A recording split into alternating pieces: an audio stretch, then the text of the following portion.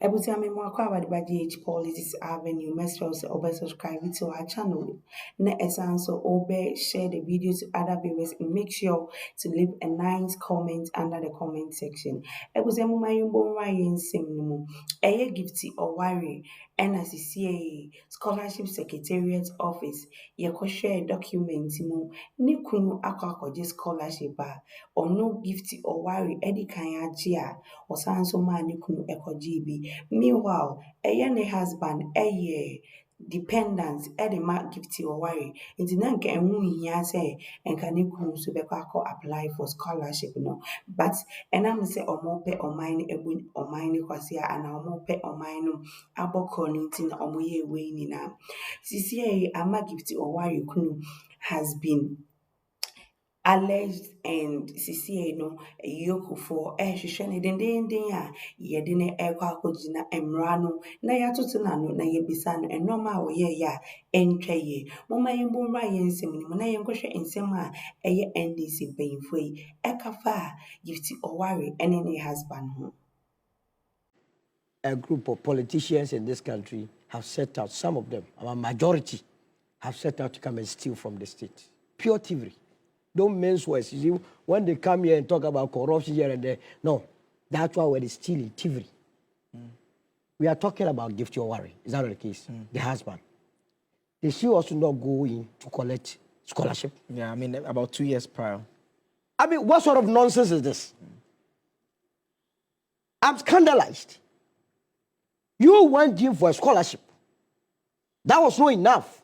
You took your husband to also go and take a scholarship and also benefit from stipends. Is it not thievery? But I mean, if it is, then it comes back to the point that Adam is making, that why are we being given this information? I mean, we should be seeing some action. That is for him to answer. His government is part of it. And he goes to feed into their general secretary's call that there are a number of people within this administration who are busily cutting deals. I mean, we are going to come to the ECG matter. Look, here is a woman. Here is a woman who is also involved, at least according to the Attorney General, in that 548 million national, is it service? National service, yes. What has happened to that matter? In fact, the Attorney General, when he spoke, told us he was going to file charges. In Those July? Charges have not been filed. In July? Yes, they've not been filed. We are in September. We are in September. What is the Attorney General doing? Hey, the people of this country did not vote for this administration to just come and do business as usual. Because what happened in the last 8 years was an eyesore. So every corruption must be here, Gifty Oware's name. Is that what you want to tell me? I mean, to the extent that a person is presumed innocent and state prosecutors, state agencies are complaining, they've not filed charges. That is my difficulty. This is the boss of the Scholarship Secretariat. Tell you that this is what is on file. What else are we waiting for? The gentleman that manned the place, is he dead? Is he not a member of parliament? Has he been called or hauled before any investigative body? It is not enough to come and tell me. To do what? That is why you have been put there. That is why we have people who have been put in various positions to act in our stead. Okay. You get my point? There is no other reason than to a scholarship be awarded to brilliant students. I remember when I was on KNUS campus, they brought a scholarship for needy students.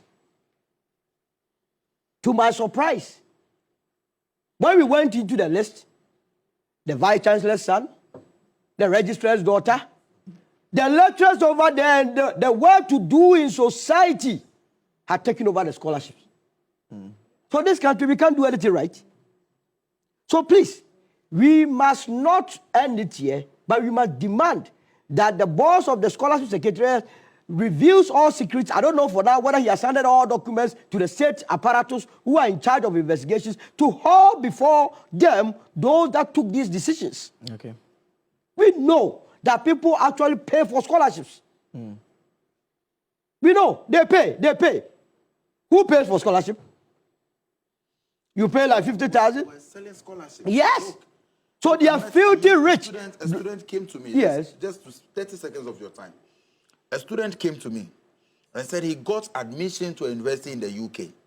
when he approached the scholarship secretariat in 2024, they looked at the amount he was supposed to pay and said, bring 40% of this and we award you the full scholarship. He couldn't do it. And these are people who are willing to testify. And that's why I'm saying that the place was a crime scene. These things have happened. Until you begin to punish people, all that we said about the mess at the scholarship secretariat will make no sense. But then your government promised the entire country that they will act. I'm calling you, I'm also joining you to call for fantastic. Now they will join the movement. That's the point. It's not a movement. So, Mr. President, together with your Attorney General and whoever is supposed to act, must act. You see, the people are losing their faith in our body politic. I've said time without number that should John Mahama fail, our democracy will be in tatters. Okay. Because then the people, it will be very difficult for the people to have confidence in our body politic again. Okay. That it is business as usual. That is why we have to help him to deal with the canker. You understand? You have put people in places to do business on your behalf. They are also doing business within business. And so frustrating the process. And that's why I'm not saying it. The General Secretary of the party is saying that they know that people are cutting deals. And we cannot allow that to happen. If those who are in positions, Mr. President, cannot help you, as a president, your mandate is to hire and fire. If you put somebody there within a week, he's not performing, there is no law that says keep the president, fire the president, let the president go to the house. Okay. We are not here to pamper anybody's egos. Okay. First, we have need-based scholarships. And so there are some people, they need it. They are needy. So these are need-based scholarships. So without the intervention, without the scholarship, they will not be able to go to school. So those are need-based scholarships. But beyond the need-based scholarships, we also have merit-based scholarships. So for example, a company can decide that for any student who will get this aggregate or who will perform and get maybe this grade point, you are awarded a scholarship. What it means is that even if you were the son of the richest man in the world, if you get that particular grade point or you excel, get that mark, you will be awarded a scholarship. And so these are basically the two main types. Okay. Either it is merit-based or it is need-based. Okay. Now, in our case, you have government awarding scholarships to people who don't need it, to go and pursue courses that are not critical even to our development. And I'm serious about, look, why will you take £35,000 of taxpayers' money, to go and read political science in the United States when University of Ghana is offering political science? £35,000 a year. In addition to that, every month, government is giving you some stipends. And today you are even adding your dependents. Why do we dissipate state funds in this manner? What kind of recklessness is this, Joseph? So these are the things that we need to address. But my disappointment, you see, WjourdNTŁ is my very good friend. And he's doing well. For all intent and purposes, he is doing his best to clean the mess, because the kind of mess he inherited. I recall a few months ago, I met him at the airport. I was traveling, I met him, and the gentleman was looking frustrated. He said that he was going to negotiate with some of the universities where our students have been sent to, so that they could give the scholarship authority or secretariat some time to be able to make payments, because there was a particular university in the United States who were owing them about $4 million, because in the previous regime, they just awarded the scholarships without looking at what they had in their coffers. So the recklessness, the mismanagement, so it took the intervention of WjourdNTŁ to go back to the university that, give me a few months, don't sack the students, I will pay. And that is why some of them did not lose their studentship. And so we need to clean the mess, and he is doing that. But I also want to say that this morning when I woke up, you will read 1,000 babies were on NSA payroll. Scholarship Secretariat, the people were giving monies to their dependents. We are in our 8th month.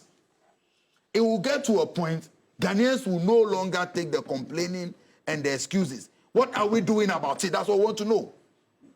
If we are saying that this is the mess we inherit, which we all know, it will get to a point where all of us, even me, I am beginning to get fed up. Because you know there is mess, and we know the mess. Then you tell us that, yes, 1,000 babies have been discovered on a payroll. You are telling me that people people use fake letters to get scholarship from the Secretariat. When are we going to start punishing or prosecuting those people? Okay. You see, it makes you angry, because imagine a student from my constituency who is on the verge of losing his studentship because just at University of Education Winneba, he cannot afford 2,300 to be able to write exams, and he's in his final year. Hearing that government has given scholarship to people £50,000, £80,000 to go and read religious and moral education, and these people are even giving money is even being given to their dependents, their family members. What kind of recklessness do we have in this country? I want to call on the Minister of Education that, look, the time to go back to the Scholarship Authority Bill is now. Okay. We identify the problem, we want to fix it. Okay. In time. And also probably over the period, my position on some of these issues has shifted also because I was a minister. And if there is any lesson, especially for the young ministers, is to understand how to navigate diplomacy. A lot of results have been achieved and can continue to be achieved without any public spectacle, without reducing delicate conversations to social media banter, or who gets the most clicks, or who gets the most attention out of it. It is not an ego thing. If we have a situation within the information space, and at the time as information minister I need resolution, I will not put camera on it. It is important to engage in a lot of behind the scenes negotiations to ensure that, one, you have investor confidence in the state. You would assume that this is just a banter between DSTV and Sam George. It is not. Any other person seeking to bring FDI to Ghana will be looking at how Ghana does business, how the country treats investors. Are we compliant with the GIPC Act? Are we compliant with the Free Zones Act? Is there some semblance of independence in terms of management, in terms of private entities for their operations? What are we running? Is this a socialist state? Are we seeking monopoly over free markets? What is the direction of government? And when there is confusion and investors don't have clarity on some of these matters, they do not want to put their money in any country. Someone will say, no, but he's fighting for Ghanaians. We are not fighting for investors. There is a reason why, over the period, if you look at all the principles in economic law and energy law, that establishes a basis for North-South relationship and also the relationship between investors and sovereign. Because for developing countries and lower middle income countries, you need investments. You need people to pump revenue and set up capital into the system. You need them to. No, that's not what I'm saying. Right. You need them to create jobs, create opportunities for the young people of the country. Multi-choice employees. Probably there is a whole value chain that with the benefit of someone with expertise or some academic writing of a sort, throwing spotlight on it, we would understand the scale of their investment. But I am saying that we should bear in mind that some of these negotiations can happen and results can be achieved without necessarily having a social media banter and without putting camera on it to show who is right. I believe if there was something like that and at the end of the day the minister is able to communicate that we have successfully negotiated with multi-choice, this is where we are today, people will be excited. But the back and forth, allegations, denial, we've agreed to this, we haven't agreed to that, it's a spectacle that I am saying is not good for the image of a country like Ghana that is seeking to attract a lot of FDIs. One more issue before I bring in Anaya. The point about experience. Of course, you served as, at some point, as minister responsible for information. has pricing always been the concern, or there's been more with regards to the operations of DSTV? During our time, issues of communication, as in telecommunication and network and cybersecurity, were all under the Ministry of Communication. And in instances like this, you may not even see the minister publicly engage in the process. The NCA is a regulator, is a key player established by statutes. They have their management. NCA has revoked licenses without having any minister come out to fight any company. And if they are able to establish basis for it after failed negotiations, it happens. But the situation whereby it appears the minister has taken over, for the minister responsible for his supervisory role, his policy direction, reflecting the vision of the president, has taken upon himself the role of the regulator, the role of everything in the sector, and being the one to publicly exchanging words and arguing and throwing allegations about, I think it's not good for the image of the country. And I would advise my brother Sam George that some of these things, it is not just enough that we have public spectacles. In the interest of the country and the public, we should have some behind-the-scenes conversations. And at this point, I believe it will get to a time probably they will escalate the issue to the presidential level for them to engage leaders to prevail to see how in fact, they can resolve the matter. That's why I want to hear from Nanaya, because you are at the presidency. Sam George announced last night after MultiChoice came out that, look, he's proceeding to shut down DSTV. Will the president intervene? Is it time for the president to come in and to say, well, let prevail? Yeah. But you forgot to say that I was a former General Secretary of CPP. Oh, okay. That's very important. We always have to state that. Yes. Yeah, on the record. Yes. Yeah. So, good morning to your cherished. I'm excited to meet the young ones. Yeah. Yes, good morning to you all. And good morning to my sister. I miss you. Opposition is doing you well. And good morning. Grace of God. And good morning to my dear. You see, I'm listening to Fatih talking nicely, but the point is that is to be escalated to the presidency. What has happened in the presidency concerning DSTV? No, the need for the president to come in and But I am saying that what has happened in the presidency concerning DSTV? DSTV has been disconnected in the presidency because of pricing. Oh. All offices in the presidency, including the president's office, we are not watching DSTV because of cost. So what do you watch then? We watch the local TV, the television, free to air. Yes. We are not watching because of cost, because of price. I disagree with Fatih. See, Fatih is talking about international economic law. That is book. You see, that one is in book. You learn it to pass an exam practically. We should let the investors know that this is Ghana. You cannot go anywhere and do what you like. Bless, do you understand me? There should be a dichotomy and a balance between what the investor can do as an investor, getting his or her money, repatriating their capital and their profits, and also dealing with Ghanaians. We might have a free market situation, but it does not mean that Ghanaians should be treated anyhow. MultiChoice that we are talking about, what kind of service are they rendering to us? The premium is almost 1,000 Ghana cedis. The premium. So they have different segments. They have sports, they have films, they have Africa Magic, they have Aquaba Magic, that is the Ghana channel. They have rocks, they have the French channels, they have the Chinese channels. But I am saying that, meaning that they have segmented it to satisfy the need of every customer.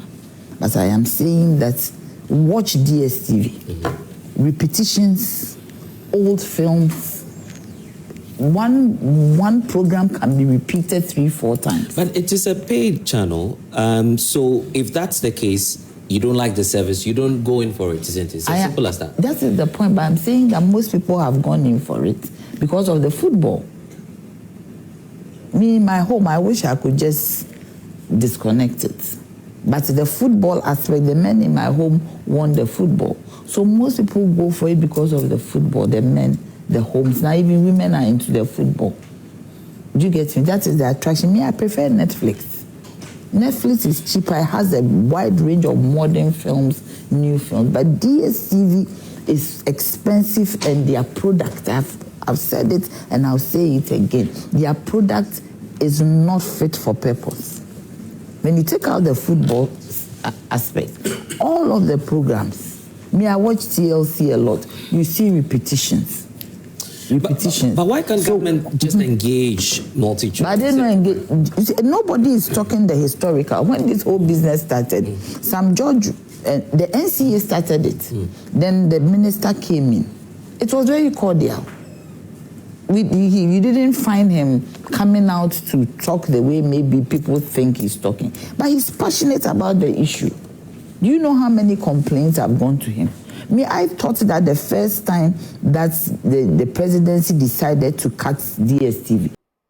Ebusa me da wase se wo je boy na wo je penny se wo de behwe ye na wo de betie ye menim se ye besa so ehia na se ehia ne de nsema emo hwama emo du a etwebu wo memu kwa na ebesom me da wase esem wase mada aje wo ye channel yi so na ye nim se ye besa so ehia na se ehia bi ma ne de nsema ekoso wo memu a ebobo bana eye etwebu nkwa na ye de beba besom ye da wase bebre erade enkam